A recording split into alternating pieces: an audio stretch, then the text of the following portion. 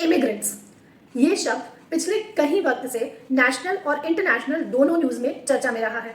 अब इमिग्रेंट का मतलब होता है एक ऐसा इंसान जो वॉलंटरी अपनी मर्जी से बेटर अपॉर्चुनिटी के लिए, बेटर लाइफस्टाइल के लिए अपनी कंट्री छोड़ के दूसरी कंट्री में आ जाए। अब ये जो रिसीविंग कंट्री है, माने वो कंट्री जहां बाहर से लोग आ रहे हैं, वो कंट्री इमिग्रेंट्स को लेके कई सारी प्रॉब्लम्स फेस करती है। अब यहाँ हम दो इश्यूज के बारे में बात करेंगे।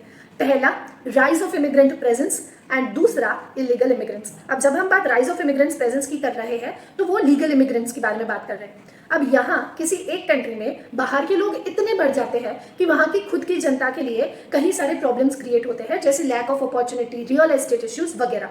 लेकिन आप बाहर के लोगों को आने से रोक तो नहीं सकते।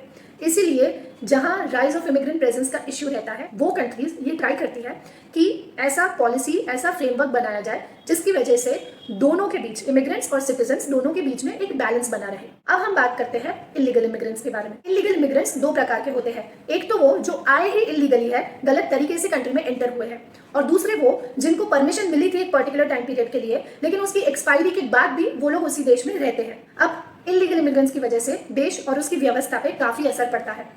मान लीजिए डेटा के हिसाब से एक पर्टिकुलर एरिया में 10 लोग रह रहे हैं और उसी के हिसाब से वहां पे फैसिलिटीज दी गई है, लेकिन एक्चुअल में वहां 20 और अनडॉक्यूमेंटेड लोग रह रहे हैं जो भी उन्हीं फैसिलिटीज को यूज करते हैं।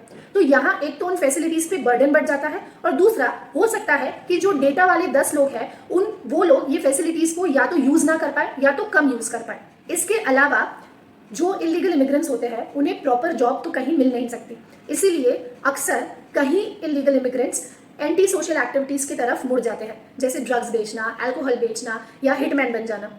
तो इस वजह से देश का क्राइम रेट है वो इंक्रीज होता है। अब क्राइम रेट इंक्रीज होने की वजह से कई सारी और प्रॉब्लम्स भी आ जाती है, जैसे टूरिज्म पे असर पड़ जाता है, जुडिशियरी सिस्टम पे बर्डन बढ़ जाता है, प्रिजन्स फुल होने लगते हैं वगैरह। तो ऐसे कंट्रीज ये कोशिश में रहती है कि उनकी बॉर्डर्स को इफेक्टिवली गार्ड किया जाए, and at the same time जो अनडॉक्यूमेंटेड इलीगल इमिग्रेंट्स होते हैं उन्हें आइडेंटिफाई करके उन्हें अपने देश वापस भेजा जाए। अगर इस वीडियो से आप कुछ नया जान सके हो तो सब्सक्राइब जरूर कीजिएगा।